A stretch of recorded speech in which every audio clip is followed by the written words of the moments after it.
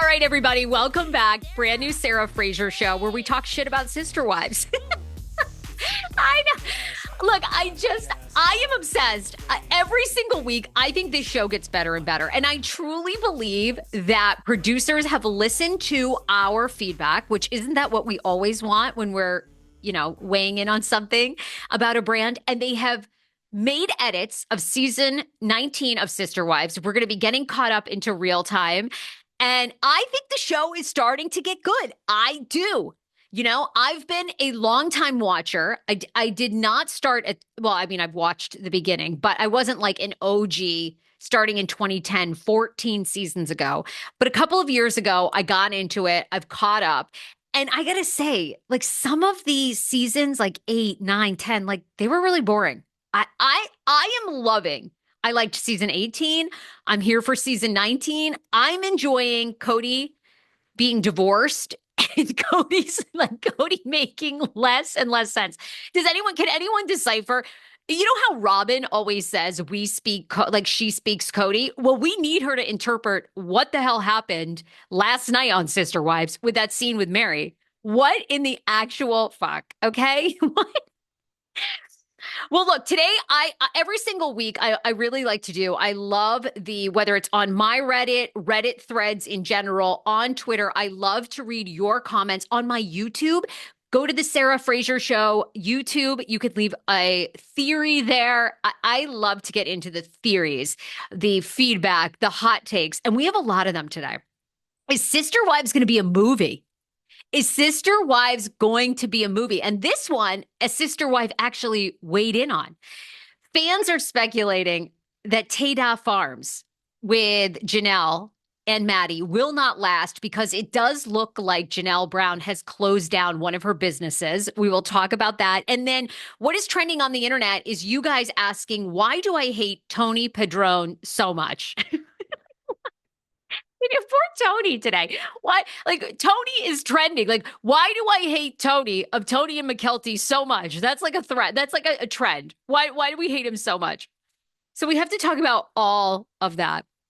Oh, and let me get you up to speed on some stories that I just didn't. It's been so crazy. I drop 7 podcast episodes a week on TSFS. So I can't even keep up sometimes with all of the Sister Wives stuff. And last week I had Jimmy Bellino, formerly of Real Housewives of Orange County, on. He used to be married to Alexis Bellino. If you haven't listened to that episode, it's unbelievable. It went viral. A lot of people feel as though they kind of like have a more rounded, I guess, look at Jimmy Bellino. He really tells his story. He's done a lot of work on himself. So if you didn't listen to that, go and listen to it. And then there was a rumor that Jimmy Bellino was dating Elizabeth Vargas, who was also on the OC for a period of time, which was completely false. So he was like, put this story out. It's completely fake. It's not true. You can say that it came from me. So I did that. That was picked up by the New York Post. Anyway, it was a busy week. So let me get you caught up on a couple of things with Sister Wives that you may not be caught up on, or maybe you already know this. First of all, Kody Brown, a lot of people already think Kody's an asshole, but now they think he's an even bigger a-hole because Gwen Brown, Janelle and Christine were out here in LA. They did a big tour, media tour, and they talked about an incident where Kody, basically referring to Kody being a deadbeat, that Gwen was hit by a car in Flagstaff in the past couple of years. She called Kody to come and get her. Kody never answered. And so she calls Janelle. Janelle gets in the car, drives like 8 hours to make sure Gwen is okay. And a lot of people are saying, are you kidding? Kody couldn't he couldn't answer the damn phone to help his own daughter? Correct. The answer is correct. He couldn't. This man, he's too busy rubbing feet and apparently trying to figure out why other women are not in love with him and it's their own damn fault. Was anyone else completely weirded out last night when Kody started talking about how like he'll rub a woman's foot if he's like in love with her? And then he talked about the 2 F's. You're either fighting and effing and all that creates is a good orgasm. Did anyone need to hear that from him? No, we didn't. We really didn't. So anyway, if you missed it, that story by Gwen, and she had actually put it on her Patreon. I think it was even, I don't even think it was on Gwen's Patreon. I think it was on her YouTube subscription. a couple of years ago. She actually had put it on there, but she hadn't given details. And now we have the details. The other thing is fans cracked the case. You guys are so smart when it comes to Sister Wives, when it comes to television. Nobody can dupe the audience anymore. They really can't. And fans had said and speculated that that driveway scene that was a couple of episodes ago with Kody and Robin was reshot sometime in 2024 after Garrison's passing as a way to try to bring empathy for Robin and trying to get through to Kody, like, you need to reconcile with your boys.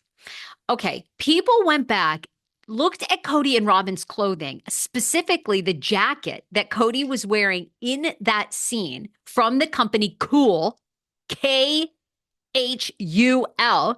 and they were able to determine that the color palette on that jacket was not released until fall of 2023. Y'all are so like, I don't know. Who is doing this? Who has time to do this? I mean, a lot of people are thinking, Sarah, isn't that your job? Yeah. Well, my ADHD, like, I cannot there's no way I could stay focused long enough to go look up color palettes of jackets to confirm what year they were dropped. Well, if you can believe this, Khul Jacket Company, like, a woman hit them up and she goes, hey, Khul coats are trending because of this show, Sister Wives. And the Khul company's like, we've never heard of Sister Wives. We have no clue.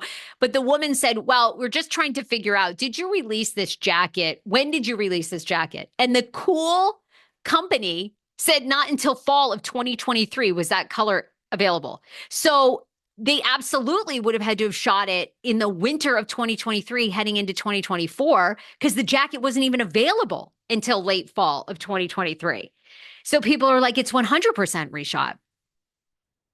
I mean, damn, y'all are good. And like, Khul was like, yeah, we'll confirm this. And they got Khul got in the conversation. So, look, we haven't heard anything from production. Are we going to hear anything from production? Probably not. I'm going to go with no. But I do think that production's asses are covered because from Christine to Janelle, all of the women have said the show is going to bounce around this season. You're going to see, stuff from late 2022, modern times. So I think they're basically prefacing like, yeah, you know what? It was a little hodgepodge together. I'm live on my TikTok, which I absolutely love. So a lot of people are commenting and let's see, people are saying, I think Gwen and Janelle were in Flagstaff at the same time. Yeah, they were. That was for Gwen's when she was hit by a car. They were. And so Janelle, came and got her. I'm not sure she had to travel hours. I'll correct that.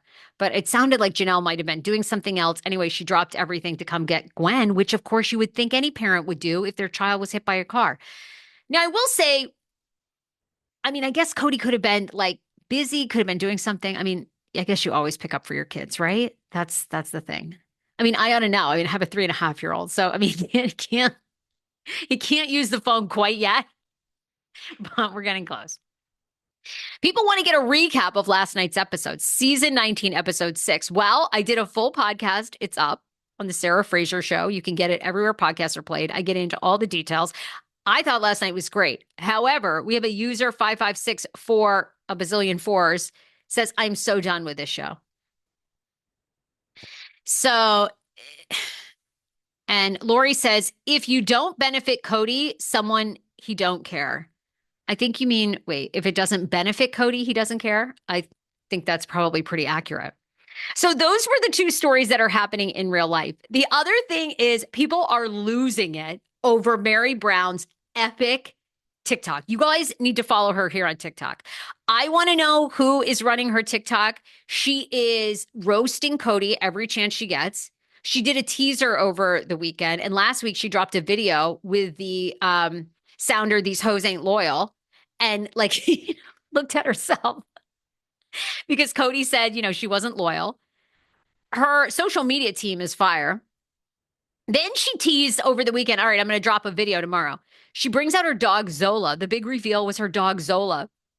She puts a necklace that Kody had given her in past seasons on Zola, basically making fun of the fact that Zola Obviously, it's like a loyal dog. And she was gifting her gift from Kody to a dog. Like, and also, I kind of thought she was sort of looking at Zola like Robin. Like Robin was just, like a dog that basically was loyal to its owner. I don't know. I thought it was that there was multiple digs, right? Is that what everyone else got from those videos? They're up for interpretation. But what I do know is Meri took this old necklace that was hideous as fuck and like put it on the dog. And people online were like, why are you doing this to Zola? Like Zola looks upset. Like, get this thing off Zola right now. Robin says, and Robin is on here and it's not Sabin. It's another Robin. Well, I don't know. Maybe it could be the real Robin. Robin says that Meri has found her voice for sure. Love the Karma's a Bitch TikTok. Yes, Meri did a Karma's a Bitch, of course, from JoJo Siwa. Gwynny says, oh my God, Meri's video, that is so cold. I love it. I loved it too. I truly loved it too. Now, the other thing was that popped up yesterday, and I know this, Meri someday, I truly believe when this show is over, and it will end, Meri has said that on my show, when this show is over, I do think Meri's going to write a tell-all. I think a lot of the women will. I think Kody will probably write his own tell-all. And the other thing is somebody said on Meri's TikTok, they were commenting on her videos with Zola and her burns to Kody. And people were saying Sister Wives needs to be a movie. And Meri said, I'm making notes. So a lot of people believe that Sister Wives, a movie, could Meri be writing like a screenplay for Sister Wives to become its own movie. Would you watch that? I would watch that. I would watch that on Lifetime. I want it to become a movie. Are you guys down for a potential Sister Wives film? Who would you want to see play Kody? Who would you want to see play Christine? Who would you want to see Robin? Play Robin, Meri, Janelle? That's so funny. Who would play Monica? Who would play Kody Brown in a movie? Kody is a sad, sad man. I watched all the seasons and episodes. They're all good in the beginning. I got to tell you, I think the first couple of seasons are so good of this show too. And Kody seems happy, go lucky. Like for a minute in seasons like 1 through 4, you kind of think to yourself, yeah, you know what? Maybe this polygamy thing I could get behind, And then, then you get into it and you're like, eh. And I don't know, has anyone gone back? I've also gone back and watched a couple of the seasons. And I definitely have rewatched season 1 because I think it's so obvious now in season 1 that Kody was so in love with Robin and the other women knew it. People want Gary Busey to play Kody and Matthew McConaughey. Oh my God. Can you imagine? Matthew McConaughey as Kody Brown would be so good. Oh my God. Yes. Yes. Tom Cruise. Tom Cruise would be good too. And actually, Tom Cruise, there's an edge to Tom Cruise that he could be a douche. So I think, yes, Matthew McConaughey, hell yeah. And people are saying Gary Busey. Gary Busey would be so good. Oh my God, it's so great. I think Matthew McConaughey as Kody Brown would be epic, or Woody Harrelson. Woody Harrelson would be amazing. Sister Wives could be getting a movie. Okay, now let's get into, the shade of it all. Okay, the shade of it all, which is why we're here. Let's read some of the epic tweets that have happened overnight since season 19, episode 6 dropped. Let's start with Jamie Lee is this Jamie Lee Curtis? I can only hope so. Keep adding, by the way. Who should play Kody in a movie? There could be a Sister Wives movie coming. Meri and Jen might be there writing a screenplay. Who would play Christine? Who would play Meri? Somebody said Susan Sarandon as Kody. I could see Susan Sarandon as one of the housewives, though. God, I'm trying to think of who would be good for Christine. Oh, maybe Sarah Paulson. Sarah Paulson is so good. She needs to play somebody. So on Twitter last night, obviously Sister Wives trending. Jamie Lee writes, Sister Wives. Did this ramen-headed MFer just say that? F and F? Fuck and fight? Or fight and F? It doesn't create intimacy. It just creates great O's. Did anyone else get grossed the F out by this man? Also, I think Meri made him. Also, I think Meri is miserable in this scene. Christine said on her list of a man that she ideally wanted was a good communicator, someone who was attracted to her, who was present in their life, and someone who wanted to be around her children. Ramen Head agreed, but also agreed that he wasn't one single thing on her list. I love the list. I will say this. Everybody on my TikTok right now, how did you meet your significant other? I actually met my husband by making a list. I couldn't agree more with Christine Brown. I just gave my brother this advice who's single. I go, you would need to write out exactly what you are looking for in a partner. And I'm not talking like he has to be uber rich and all this stuff, like material things. I mean, a few of those is okay. Because I wanted a man who was never married, didn't have kids. No offense to my silver-headed fox that have 2 or 3 little ones. God bless you, holding it down as a single man. But I did not, when I was in my late 20s, early 30s, I did not want to go sit at soccer games and be a fucking stepmom. I just didn't. Sorry. No offense. No offense to my silver-haired foxes, single daddies holding it down. I wanted a guy that was like, had a good job, college educated, that supported my career, never married before, no prior kids, and was my own age because I kept attracting men that were 10 years older than I was, 15 years older. I had daddy issues. And I'm telling you, I just put the list out there. And then before you know it, I ended up attracting that person, like David Woolley says, when you least expect it. When you least expect it. I am so all about that. So Christine and David, here's to that. Now, fueled by spite. Oh, first of all, I love your handle, fueled by spite. I feel like I used to be such a mindfulness person, and I was like, I wish everyone well. And I do still feel that way mostly, but I'm also very fueled by spite now too. Yeah, I like your handle. Fueled by Spite says, I became completely okay with being alone, doing things alone, looking at the future alone, and then bam! See, I'm telling you, when you truly date yourself and when you become so confident and happy in yourself, but you're also like, if it's meant to be, you put yourself out there, it'll happen when you least expect it. I love that. Did you hear him say that it's the wife's fault if they are not loved? Yes. And I have to laugh. It's hysterical. High school co-ed softball field, married 37 years. That's how Robin met her significant other. Then we have Brooke Baby at a Mexican restaurant at the front bar. See, I'm telling you, I met my husband on an airplane. You can meet people when you least expect it. I cried when Christine talked when she fell in love with David. I did too. I truly think they are really in love, and I think David's a really good person. I wish Meri would have told him to get out. We're not married anymore. I actually agreed with that. I agree with you. Why Meri didn't boot his ass out of that house? I would have been like, hey, would you mind standing up for 1 minute? Could you turn around? And then boom, put a boot in his fucking ass. I would have kicked his ass out too. I don't know how Meri, I think he really caught Meri off guard, but I would have kicked his ass out too. Okay. Mrs. HRM on Twitter last night wrote, I would have cussed Kody's ass out so bad. TLC wouldn't have been able to air it. Ain't no way. I would have sat there and took that shite like Meri did. People do still say, this close to okay writes, sister-wise, I do have to say I'm annoyed with TLC for introducing David and Christine's relationship like we didn't already get the wedding special. And then let's get to Tony, because Tony McKelty's husband is trending. And Courtney Dion writes, Tony is clearly holding on to some spite from Christine being hesitant about him before he married McKelty. He is so passive aggressive. It's true. Obviously, there's always been tension between Tony and Christine. And isn't it so obvious? It's so obvious. When Tony said to her last night, yeah, you know, David's a lot like Kody. What an insult like that. Christine does a good job keeping it together. Because I truly would have been like, okay, really? Really?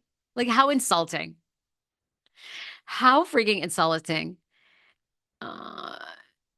Meri, people are saying that Meri stayed during that scene with Kody because she needs more for her screenplay.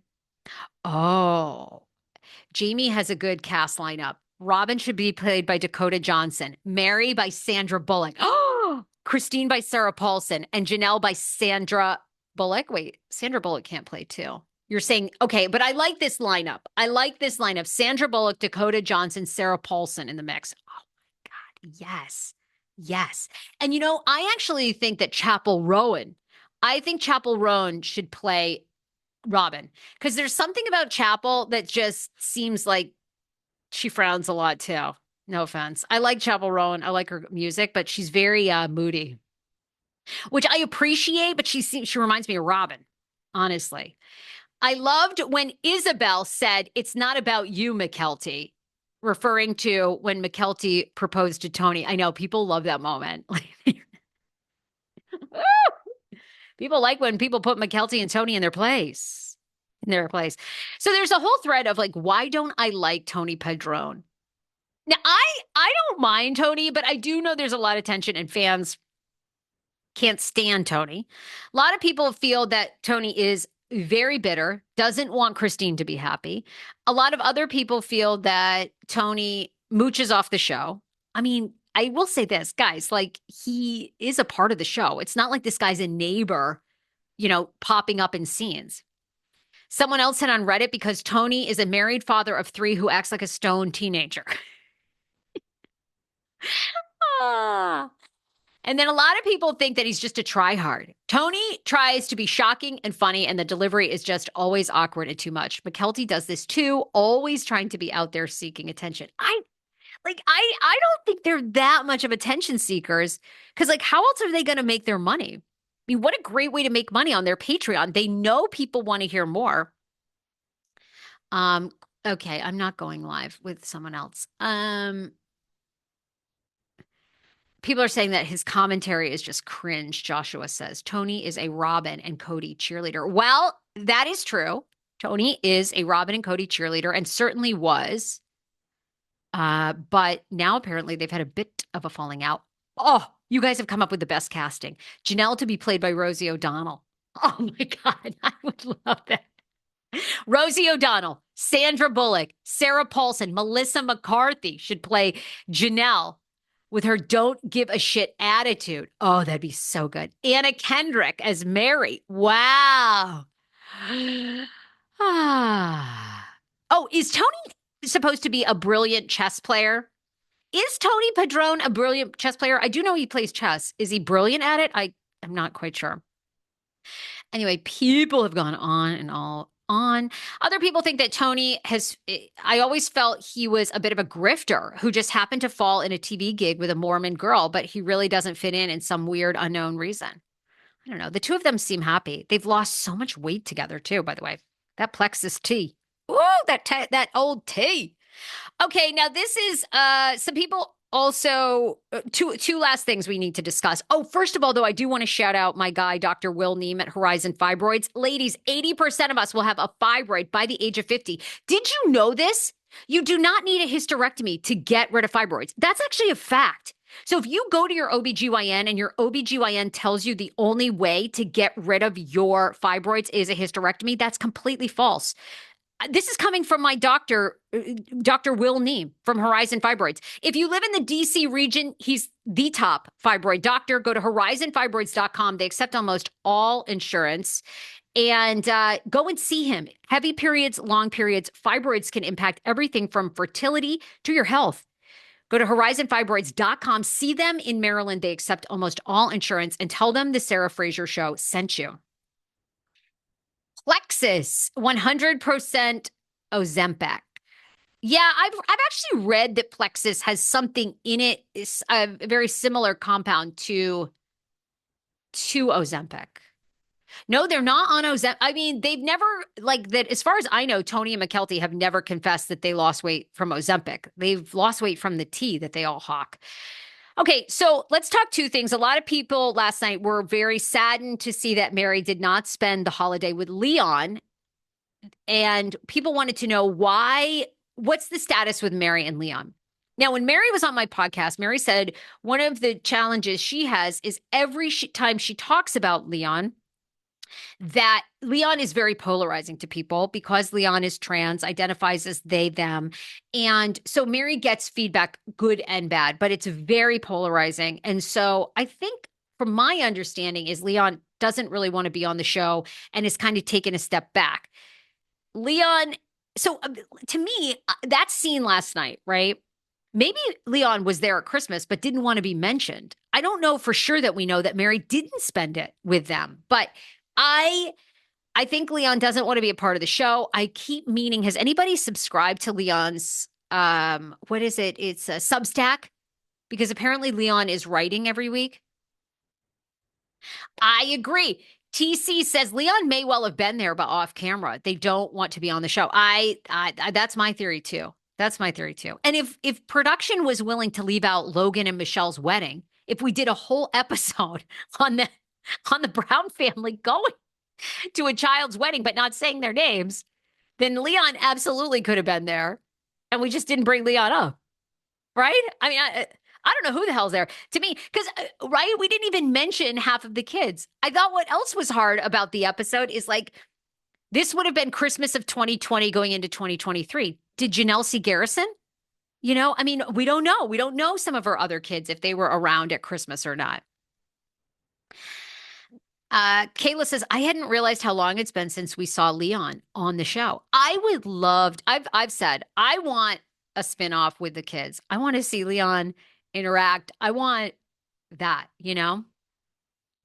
How's Leon's life? Now, I guess I could subscribe to their Substack. Like I probably would get some insight. I just don't want to give $8 up. Leon, launch a podcast. Come on my network. Okay, so that's my 2 cents on Leon and Meri because that's also been trending. But this is, you know, people are shady, but I will say maybe some good to question it. So a lot of people are questioning if Taeda Farms, which is Janelle and Maddie's new business venture, of course, along with Caleb, will last. Why are people saying that? Well, it does appear that Janelle has closed down her business consulting business, which she had, Janelle's coaching.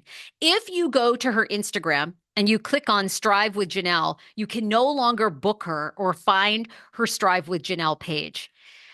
I had known some of you guys had reached out to me. You had taken some coaching with her. She was helping people kind of get on track. That didn't work. A lot of people say that Janelle moves so often. Maddie dropped out of college. Maddie wanted to be like a doctor at one point. She wanted to be this. She wanted to be that. And so a lot of people are questioning, will Taeda Farms actually come to be? I don't know. I mean, and I think Janelle has stuck with the tea. She also does the tea. And Maddie does the tea. So will Taeda Farms last? Well, here's what I will say. Taeda Farms has dropped some new merch. If you want to support Janelle and Maddie, you can go to Janelle's Instagram, click on Taeda Farms, and we ain't selling any dandelions yet, but we got t-shirts, and that's a good start. Like, I appreciate whether the business comes to be or not, they got merch. They got merch. But people are betting that now with Strive with Janelle looking like it's done, and with Maddie's past history and their past business history, that Taeda Farms may never actually open. Well, I mean, let's give them a second. I mean, but to a lot of people's point on, I will say this, what I do agree with online debating about Janelle's future with Taeda Farms is most people do sort of already, I would say, have the business like structure. You know what I mean? It did seem like, I guess now thinking about it as somebody in business myself, like maybe it was a little premature because they do only have, you know, t-shirts. So people are asking, I wonder if the Brown kids have been paid for all their appearances, or did Kody do something with the money? I don't think that they were paid. And I think that there's been a big push in the past 5 to 8 years to get kids on TV paid. I do not believe that the children were ever paid, which I think is smart why Gwen and Leon and Mykelti and Tony have all started paid platforms. I don't know why these kids aren't making more money off it. It's so strange to me. People are saying, Joshua says, with the motivation behind Taeda Farms, which is also to honor Garrison, it will definitely be successful. I hope so. I never want to bet against somebody in business. More businesses succeed. That means more people are spending money. And then, oh my gosh, is it Coupon Jen? Coupon Jen says that Janelle has wanted this forever. So I'm so glad she can do it with her kids. Okay, well, me too. Well, then I hope it works. I hope it works. And then, oh my God, is it Kim? Kim says, I think it's such BS. Is it Kimamora? Kimura? Oh my God, is it? Did I kill your name? Says that's BS. They should have just as the adult. They should be paid just as the adult. Look, I agree. But I think it's only recently because that was the whole thing with the Duggar family when the Duggars did that documentary. None of the kids made a cent, and they had to be in on it. And I think Jim Bob blew all the money, right? Spiral says, why didn't they just call it Garrison Farms instead? I don't know. Taeda means something about I think a growing tree or a brilliant tree. What platform is Leon on? Substack. Yeah, I hope child labor laws change when it comes to reality TV. I think everybody does. Everybody feels that way. If you're going to put your kids in it, they should be. I think now you legally have to like set up some sort of savings account for them for the future. There's some new laws for sure. If I had given birth on TV, I would expect to be compensated. Me too. But people will do anything to be on reality TV. They really would. So, these things only hold up if you're willing to negotiate them. And the problem is enough people will do it without them. So they just move on to find somebody else. But the Brown family they are just so, they're so much fun to watch. Okay. So it's always, I love to kind of just hop on to the hot takes, conspiracies, thoughts, not really conspiracies, but rumors, questions, suggestions from the Sister Wives world. And there we have it. Then I'm going to have a TLC talk this week. A lot of tea coming out of the 90 Day Fiancé space. And Mariah Plath, I believe, has dropped new music. We'll talk about that. Then if you watch the show I Love a Mama's Boy on TLC, Matt and Kelly going to join the podcast again. What's going on with Matt and Kelly from I Love a Mama's Boy? All that to come. Bye, everybody.